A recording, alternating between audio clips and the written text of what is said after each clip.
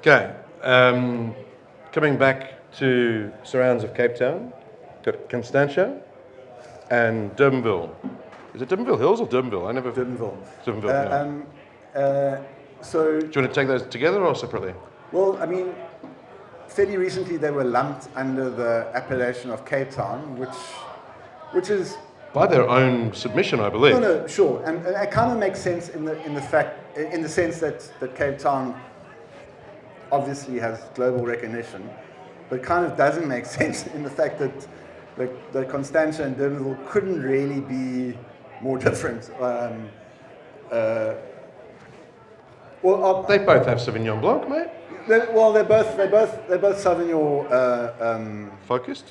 for sure, and they're both relatively maritime. But when I visiting Durbanville is like, well, there's it's beyond the Boerewors curtain, as they say, and I mean, culturally, it's very different to Constantia. Careful. No, I have friends in Durbanville. Not anymore. No, Do you visit them or they visit you? Yeah. No, I visit them.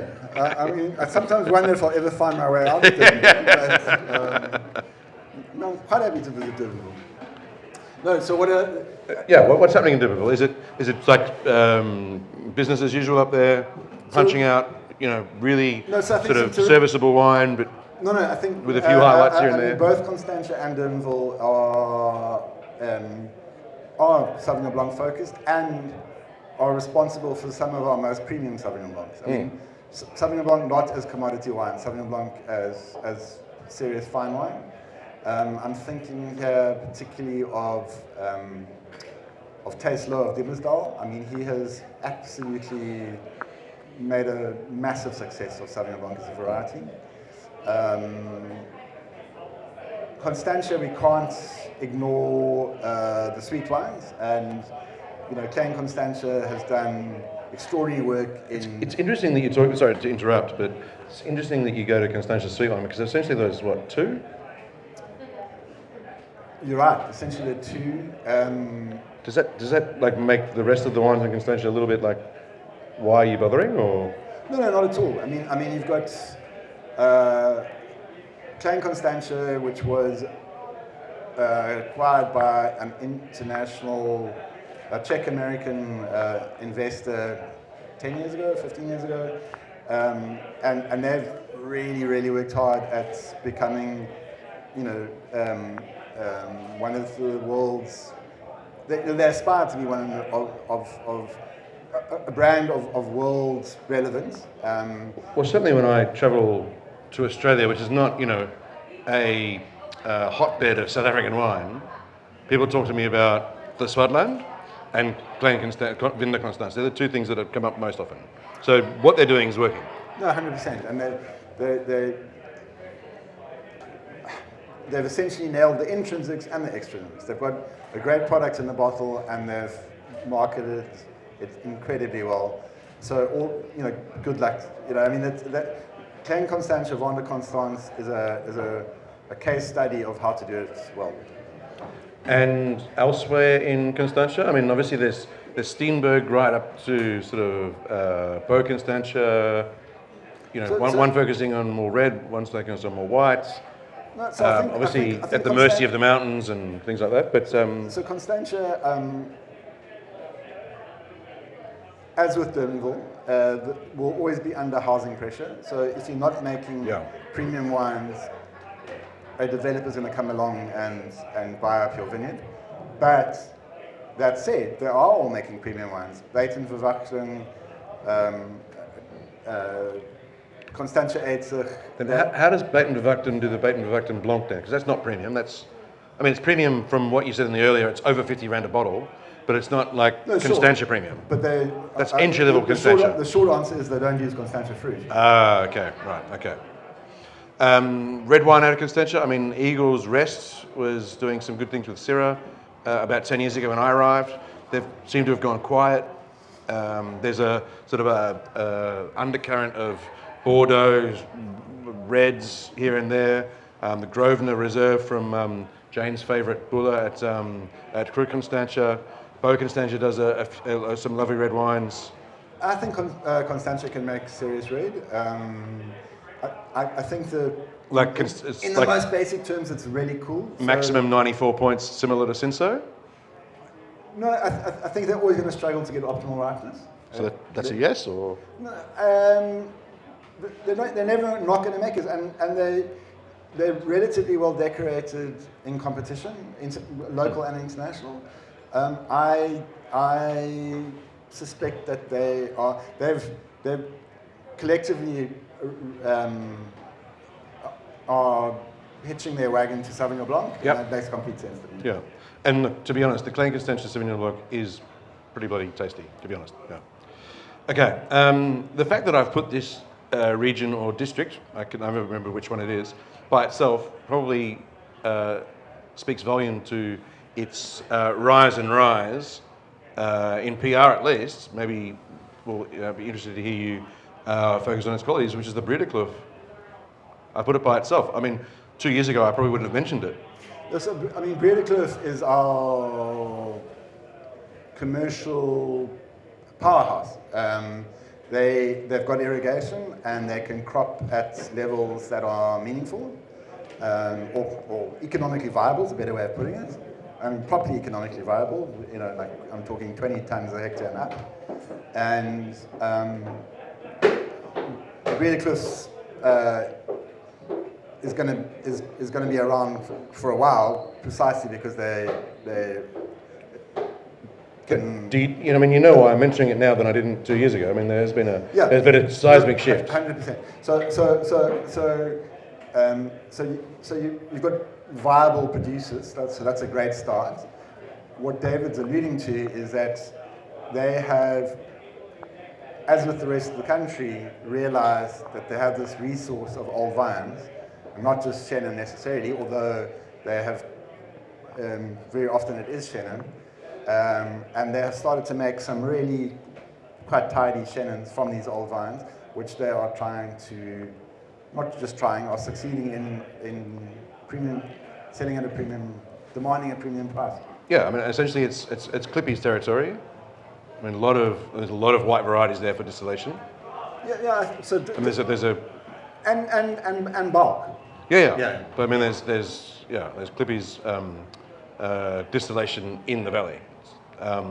But as you say, they've isolated this sort of very small percentage of their vineyards that have the potential. And it feels like, to me at least, that they're at the very beginning of their journey, and they'll end up in a different space where they are now.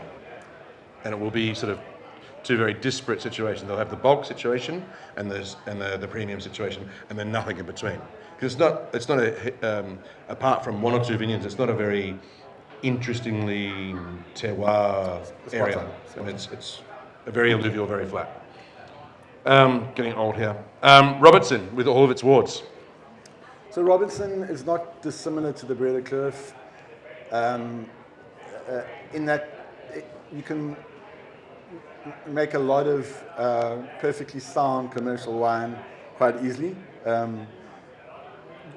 As I said, there are half a dozen serious producers, and they deservedly have good reputations. Springfield, De Wetshof, Arensig come to mind. On the way up, on the way down, plateauing? Well, they're all along the Breda River, so again, they've got irrigation. But generally, you've got Robertson Co-op, or previously a co-op, Robertson Winery, which is about volumes and getting. No, but you're all about fine wine. Let's talk about the fine wine section. Are the fine wines of Robertson on the improve, sort of doing their job? They're doing their job. Okay. All right. Okay, now going south coast, on the way through the past Strand and up Solaris into Elgin for a bow. What's happening there? So I think Elgin makes absolutely terrific wine. Weighted towards white wine, but Elgin's the fundamental issue in Elgin is that it's apple and pear territory first and wine territory second, and the issue being that you can get far, far, far more money for apples and pears than you can for grapes. And I stand corrected, but total Elgin plantings are 600 hectares, which is never going to make a as I say, the wines are highly regarded. I happen to be a big fan, but off 600 hectares, it's going to be very difficult to create. What varieties are you most pumped about, or producers, or however you want to answer the question? What's the most exciting thing, producer, variety, wine, out of Elgin at the moment? Not cider. Collectively, they've tried to take ownership of Chardonnay, and that makes complete sense to me. I think they're on their way. 100%. Cool. Make a terrific wine, Chardonnay. Okay, through the pass again, getting into Botch River territory, so Walker Bay, Botch River, the Limonada, and then Stamford, Sondagskloof, or as the Wines of South Africa website call it, Sunday's Glen, which I didn't realise what it was until I Googled it. So Google translated it into Sondagskloof. So a really crucial point to make at our SONA 2023 is that the winelands are moving east, and that's thanks to climate change. And the west is getting drier, generally much, much drier, and what is a point of real concern is that the summers are getting wetter, and which is not ideal for grape farming. So now, as David suggests, we're now in the Overberg, stretching from Bot River all the way through to Plettenberg Bay. And we're talking like hundreds of kilometers that are starting to make really, really good wine. And it's fascinating. And where's it all going to end? I don't know. But I think it's a very, very clear... In Durban. Well, we have got one or two wine farms. I'm thinking of Abingdon. So maybe Abingdon's ahead of its time. But Bot River, for example, it's just what's happening there? There's Beaumont, there's Luddite, there's Gabrielskloof. No, there's some really. No, terrifically. I mean, that's a little bit of hotbed of the Overberg, I would have thought as well. Terrifically exciting. I mean, Walker Bay generally.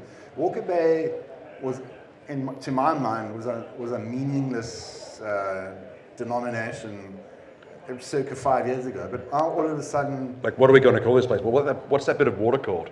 We'll call that then. Yeah, we'll just call that. But as you say, you've got Sondagskloof, you've got Stanford.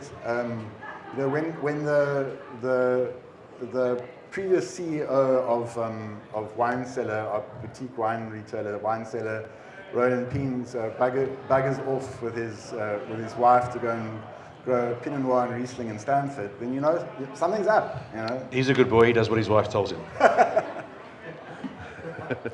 She's a strong Prussian lady.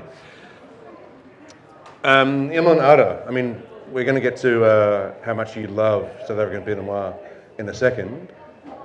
And you've already mentioned their 3 wards and what a victory that was for them. Is Limonada the place for Pinot Noir or are there Chardonnays better, or is there a sneaky Cabernet or two that deserves mention? So I am on record as being skeptical about South African Pinot. I'm very happy to own that position. That said, I think Limonada has made, in the last 5 years or so, significant strides with Pinot. I think if any area wants to lay claim to Pinot, it would be Limonada. If Elgin is starting to own Chard, then I think Limonada is starting to own Pinot. And there's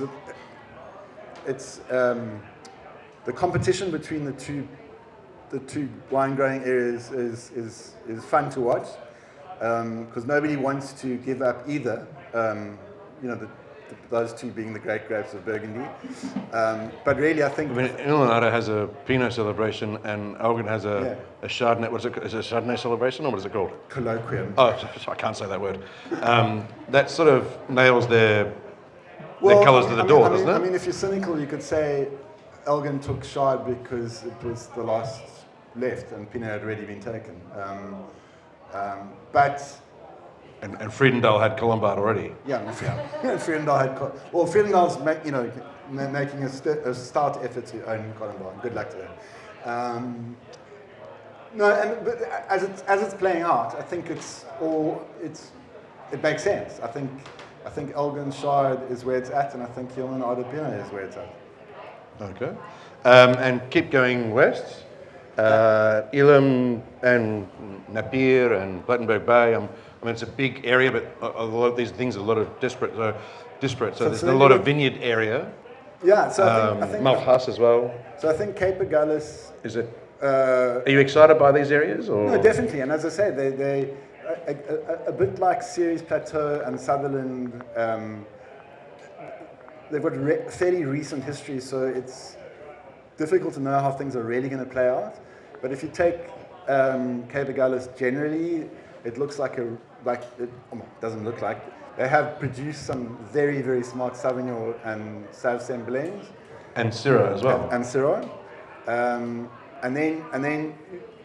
And we're talking big geographical distance. Then you get to Orne Davenshoek Rivier, which is where Belia is situated, and there's a sort of nice little outcrop of lime there. So Belia is selling its grapes to the... It's Bernarda now, not Ondo. Say again? They've changed it. It's Bernarda. Okay. Not Ondo. Bernarda. Thank you. Okay, fantastic. My Afrikaans pronunciation is being corrected, but thank you. But I mean, it's attracting the likes of. It's lower versus under, I believe. Fantastic. Attracting. So, what is Belia capable of? Early days. They've got a really smart winemaker, Gunther Schultz, one of the Schultz brothers, who's been there for a relatively short space of time, so it's going to be fascinating to see what they can do under their own label. But you've also got Richard Kershaw, Jazan Barnard, and the likes buying grapes from them. So people serious about quality are experimenting in these areas. Super serious about quality. I mean, and Malchus, obviously David Trafford's been there for years. This is not a fad. It's a real thing. Malchus is even further east. Not by 10 or 20 kilometers, by hundreds of kilometers. And so Malchus, as David's spoken to, and pioneered by David Trafford, but he's got a really smart young female winemaker by the name of Charlotte Hasbrook, and who's not. It'll be interesting to see. She's got a young family now. I don't know if I would want to raise a young family in Swellendam, but for the meantime, that's where she lives, and making it's an amazing site. I've never seen vineyard like this in terms of when you walk the rockiness of it, and the fact that you're overlooking the Breda River the mouth of the Breda River. I mean, as it runs into the ocean. It's really quite special. And it's not necessarily a riverbank, it's like a ravine. Like it's correct. Yeah. No. So it's a very different situation. Yeah. And there's some people who are suited to country living. There are some people. I'm not sure you're one of them. No, possibly not. And last on my list here is Karlsdorp, the Kruger, that sort of area. I mean, formerly or traditionally a fortified making area. What's happening there? Is it? So, fortifieds aren't like shooting lights out globally. What's happening there? Well, I think that's the great pity. I mean, the two farms, or two sellers in particular, Boerplaats and De Krans, as I'm sure you're all familiar with, and they really make outstanding fortifieds. But to David's point, the market's so diminished, But I mean, as for sheer quality, I buy them regularly. The only thing is, I might be dead by the time those vintage reserves come round. Okay, well, we've gone through the regions. Thank you. It was a exhaustive situation. Next, I want to get your opinion on a few of the recent vintages. One of the questions I get asked quite a lot is, what is 19 like versus 20 versus 21? So, I mean, maybe just those three vintages. Let's concentrate on the three most recent. I mean, we've all heard about 15, we've all heard about 17, and as being great, and maybe one's better than the other, or equally great but different in style. 16, 18 were seen to be maybe not as great, perhaps. And people have forgotten, I think, about 19, 20, and 21. And these are the wines that are currently available. Vast majority. So I think it's human nature that we look for, patterns to simplify our lives. But there does seem to be this curious thing whereby since 15, the odd vintages are the really exciting quality ones. So 15, 17, 19, not just out as challenges, but I'll speak to that now, but generally quite good. And then 21, whereas 16 is one of them. And let's remember that the drought, the Western Cape drought was in full swing. But 16 is a proper dog. I think the euphemism is drink up. 18. Sell. 18. Average. Accessible. I'm talking about 19, 20, 21, mate. Yeah, Come on. I'm getting there. So now the drought breaks in 18. And 19 actually is the growing season, and we always use Stellenbosch to extrapolate across the whole of the winelands, which is problematic for obvious reasons. Unforgivable. No, but By your own admission, Elam is 1 million miles away sure, from... but nevertheless, it is often what happens in Stellenbosch has got some kind of relevance to the rest of the winelands. And so what happens in 19 in Stellenbosch is that there's rain in the middle of growing season, and you either wrote off your vintage, and there was no De Compostela or Rubicon in 19, or you waited and picked later. And I think 19's, the guys and girls that were brave enough to wait have made super, super elegant wines. Yeah. And for instance... Shout out, a few examples if you would, please. So I just love geeking out about this. Paul Sour is sub 13% alcohol for the first time since 1993. So sub 13, Paul Sour.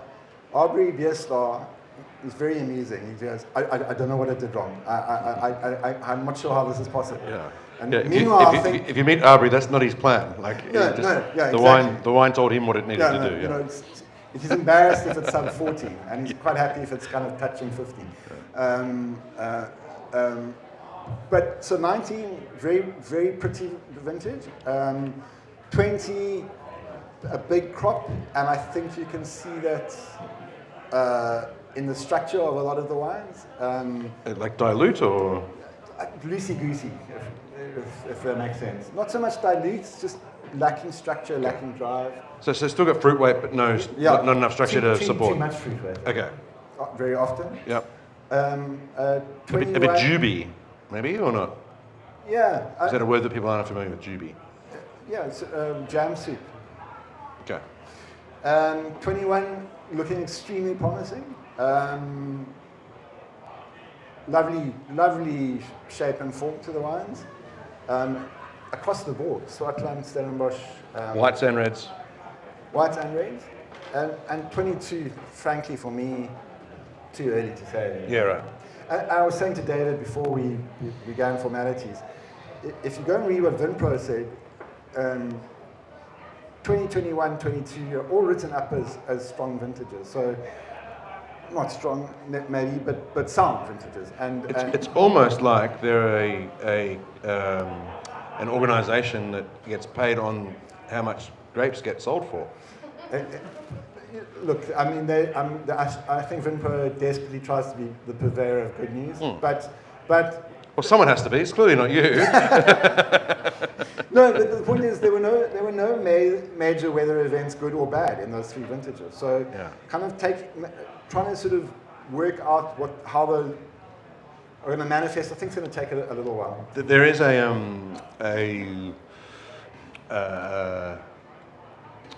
pervasive wondering where the acid went in 2022 in the wines.